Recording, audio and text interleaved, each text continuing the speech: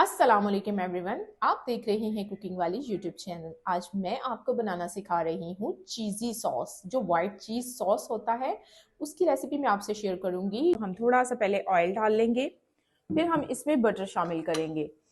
यहाँ मैं आपको ये टिप्स बताती चलूँ, कभी भी आपने बटर को डायरेक्टली शामिल नहीं करना, क्योंकि बटर हमेशा जल जाता है। इसलिए सबसे पहले हम थोड़ा सा ऑयल डाल के इसमें बटर डालेंगे। बटर जब मेल्ट होने लगेगा तो फिर हम इसमें मैदा डालेंगे। यहाँ पे हमने जो 2 टेबलस्पून मैदा लिया था वो हम इसमें शामिल कर देंगे। बटर हमारा मेल्ट हो चुका है। अब हम इसको अच्छे से इसमें भूनेंगे।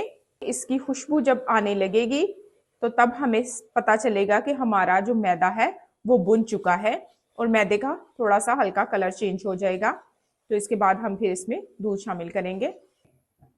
तो देखिए यहाँ पे इसका कलर चेंज हो चुका है, खुशबू आने लगी है और ये मैदा बुन चुका है। जब भी हम इसमें दूध शामिल करेंगे तो हम पहले चूल्हे को बंद करेंगे, क्योंकि इसमें गुठलियां ना बनने पाए।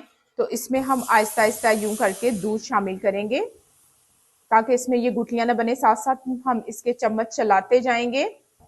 यहाँ पे हमें दूध की जरूरत पड़ेगी तो हम इसमें और शामिल करेंगे। यहाँ पे हमें आधा कप दूध की और ज़रूरत है तो हम इसमें आधा कप दूध और शामिल करेंगे। तो ये हमने 1.5 कप दूध इसमें शामिल किया है। तो अब हम इसको 1 से 2 मिनट के लिए पकाएंगे। इसके साथ ही हम इसमें ये जो क्रीम चीज़ है ये शामिल कर देंगे और इसको हम मिक्स करेंगे। उसके बाद हमारे पास थी ये चेडर चीज़ और मोज़रेला चीज़। हम इसमें चीज़ डाल के इसको पकाएंगे। नमक हमने इसमें शामिल नहीं किया क्योंकि इसके सॉसेस जो इसमें हमने शामिल किए उसमें ऑलरेडी नमक था। फिर हम इसमें ऑरिगेनो शामिल करेंगे।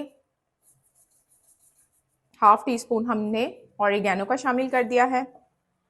अब हम इसमें थोड़ा सा नमक शामिल करेंगे। वो आपने अपने जायके के हिसाब से चख लेना है, क्योंकि हमने ऑलरेडी इसमें सॉसेस में नमक था तो इसलिए हमने इसमें नमक का बहुत कम यूज़ किया है।